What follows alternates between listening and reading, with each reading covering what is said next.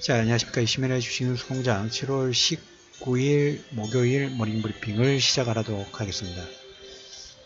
시장이 지금 2월부터 7월 변동사항은 크게 없는데 이제 주변에서 감지되는 신호는 10명, 예를 들자면 10대 1 정도? 10명은 시장이 더 떨어지시기를 원하시는 건지 아니면 불안 심리가 반영이 되는 건지 그냥 첫 번째부터 끝까지 다 불안해요. 지수가 더 떨어질 것 같고 종목군도 그렇고 롤러코스터를 한 6개월 정도 탔으니까 그럴만 하죠. 근데 그 중에 한두 명 정도가 일반 대중하고 다르게 접근하신 분들은 있어요.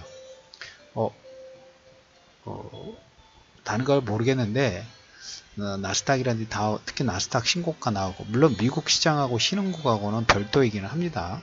동반 상승 부분들 하면 좋겠지만 우리가 작년 재작년에 나머지 대형주 종목군들 안 가는데 삼성전자만 독주했을 때 그 소외감하고 비슷하겠죠.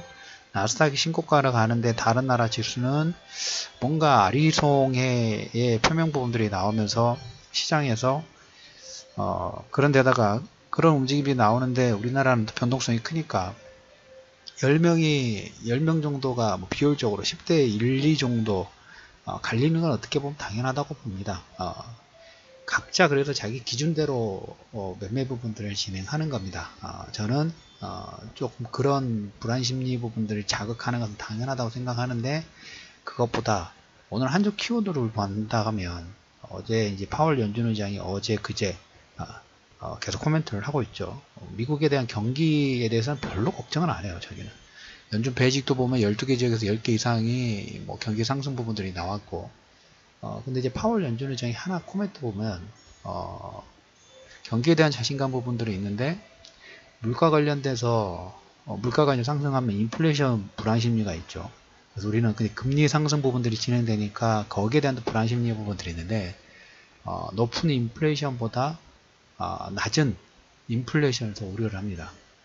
그러니까 금리가, 물가가 상승하는 것은 당연하게 보는 거죠. 경기가 상승을 하니까 뭔가 우리가 운동을 했을 때 몸에 체온이 올라가는 것처럼 뭔가 물론 신흥국은 약간 차별화되는 부분이 없잖아요. 근데 어차피 시차의 문제예요. 시차에 누가 먼저 가서 경기가 좋아진다 하면 누가 선두주가 있을 거고, 그 다음에 2등주가 있을 거고, 그 다음에 3등주가 있는 것처럼 글로벌 경기도 시차가 있을 뿐입니다. 시차가. 그래서 물가 관련돼서 높은 인플레이션보다 낮은, 그러니까 디플레이션 부분들을 걱정한다 라는 부분, 그리고 리스크는 무역 논쟁 관련된 부분들 계속 우려를 하고 있습니다. 연준 베이지북에서도 기업들 관세 우려 증가 부분들을 하고 있는데, 어제 그 다우지수는 0.3% 정도 상승 부분들을 진행했습니다. 파월도 계속 무역 논쟁 관련된 부분들 얘기를 하죠. 시간이 쉽게 끝날 거라고 생각을 하지 않습니다 라고 코멘트를 좀 했어요. 그리고 우리가 이제 왕치산이 등장을 오프라인에 등장하기로 했는데 그 다음 수순이 지금 없다 보니까 시장에서 약간 아리송해라고 하고 있죠. 레리 커틀러 국가경제위원회 위원장도 중국 무역협상 트럼프가 매우 실망하고 있다. 문우신 재무장관도 G20 재무장관 회담에서 중국과 별도 모임이 아직은 없다. 어떻게 보면 궁극적으로 보면 관세 인하가 핵심 키워드 부분들이 좀 될 것 같아요. 그 사이에 어제 우리 장중에 출렁거린 부분들, 중국의 위안화가 정고점을 넘어가면서 우리나라 시장이 외국인들이 한 2, 3주 전에 나왔던 꼬리가 몸통 흔드는 그걸로 살살살 흔들었다고 말씀을 좀 드렸죠. EU 쪽도 이제 한번 코멘트가 나옵니다. 이번 주에 두 번째로 중요한 거, 관세, 자동차 관세 공청회 부분들이 진행된다고 말씀을 좀 드려죠. 진행 중인 걸로 알고 있고, 이걸 토대로 이제 25일 다음 주 EU 윤코 집행위원장하고 자동차 관세 회담 협상 부분들을 진행합니다. 어제 말씀을 좀 드렸던 것처럼 독일은 워낙 비중 자체가 크다 보니까 조금 서로 쌍방 인하를 하는 걸로, 프랑스 같은 경우는 좀 강공 드라이브를 했으면 좋겠다. 그 와중에 EU가 구글에 5조 7천억의 관세, 5조입니다. 5조, 거의 6조 원에 가까운 관세를 부과를 했습니다. 협상 키워드 부분들이 진행되고 있죠. 자, 그러는 사이에 저는 이런 모습이 지금 EU도 논의를 하고 있고 중국도 논의를 하고 있죠. 우리가 시장에서 가장 우려하는 부분들은 서로 무역 전쟁 부분들에서 너 죽고 나 죽고 다 이렇게 진행되는 모습을 가장 우려를 하고 그 우려감이 현재의 변동성을 만든 하나의 키워드 부분들이 좀 될 거죠. 근데 이게 하나 키워드가 되지 않을까 싶어요. 나중에 어떤 거냐면 작년에 트럼프가 우리가 당선되고 했던 여러 가지 얘기 중에서 가장 시장에서 저건 뭐지?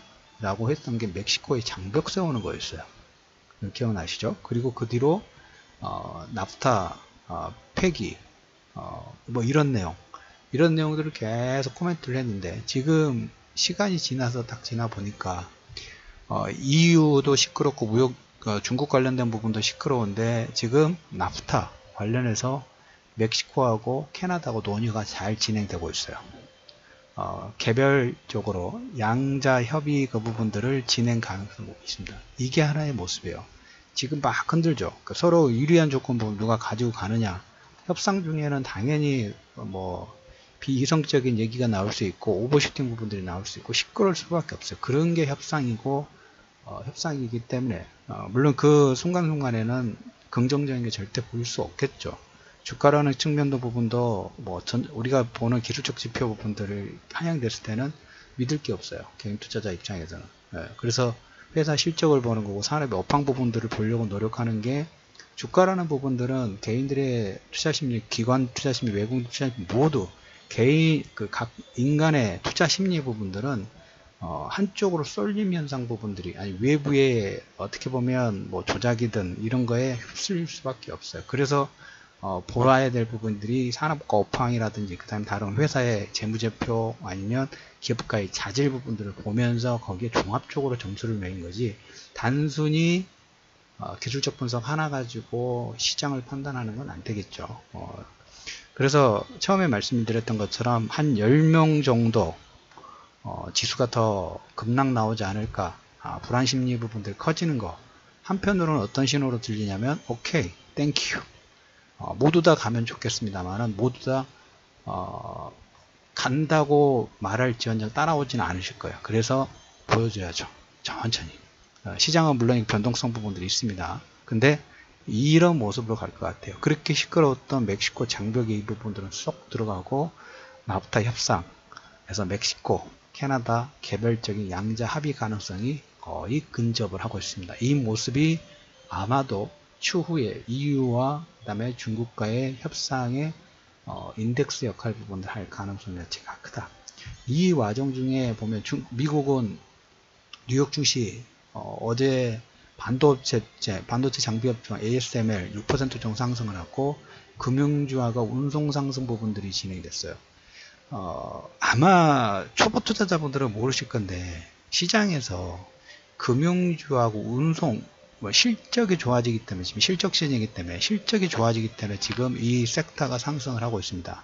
조금 공부하시면 금융주하고 상승 부분들이 진행될 때는 이익이 뭔가 뒷받침이 된다는 게 있죠. 금융주 같은 경우는 가장 기본적으로 금리 상승 부분들이 진행된다는 거. 물론 우리나라는 금리 동결이기 때문에 차별되는 부분이 없지 않아 있습니다. 운송 같은 경우에는 물동량 자체가 증가한다는 하나 의미 부분들이죠. 물동량이 왜 증가할까요? 경기 지표가 좋으니까 운송 상승 부분들이 좀 진행되고 있죠. 이 여파가 미국 자체적으로 국내에 한정된다는 그 의미 부분들로 축소 해석하실 수 있어요. 그 부분은 분명히 가능하다고 봅니다. 미국 경기는 워낙 호조가 되기 때문에. 그렇지만 그 여파 부분들이 파동이라는 부분은 하나의 한 곳에서 뭐 오래 갇혀 있을 수는 있겠지만 분명히 주변의 영향 부분들은 줘요. 시차만 있을 뿐이라고 말씀을 드렸죠. 이 섹터의 움직임 부분들은 경기가 계속 우상향이 되고 있다라는 그런 긍정 포인트 부분들이 있다. 그래서 시장에서는 이번 주는 우리가 이제 뭐 한기산의 등장 부분들 어떻게 코멘트가 나오는지 특히 자동차 관세 관련된 부분들에 신경을 좀 더 쓸 수밖에 없습니다. 그 어떻게 보면 단기적으로 체크할 부분이에요. 그래서 이번 주 주간 전략에서 말씀을 드렸던 것처럼 계속적으로 뭡니까? 개별 실적, 모멘텀 여기 이쪽에서만 여러분들이 계속 체크하실 필요가 있다라는 얘기 드리도록 하겠습니다.